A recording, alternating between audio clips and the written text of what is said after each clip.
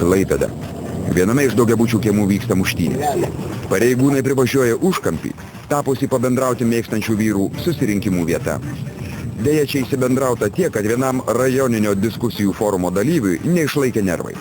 Užuot atsistojęs ir gražiai atsisveikinęs su oponentais, pašnekovas griebėsi lazdos ir iškart po to smarkiai susigraudino.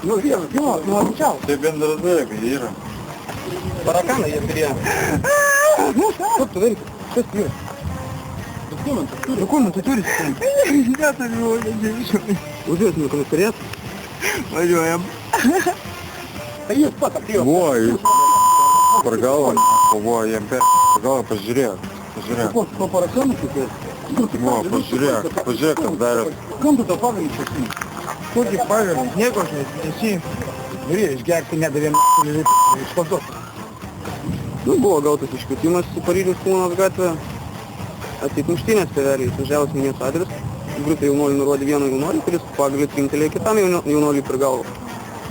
Kadangi jaunuoliai neturi pretenzijų vieni kitiem, asmenybės nustatymui susilaikėm tą blogiuką.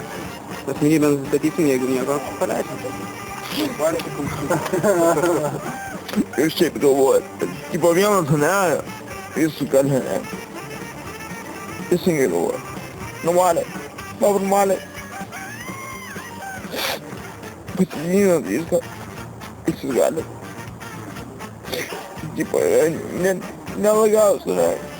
Ir nerealus. Toliau.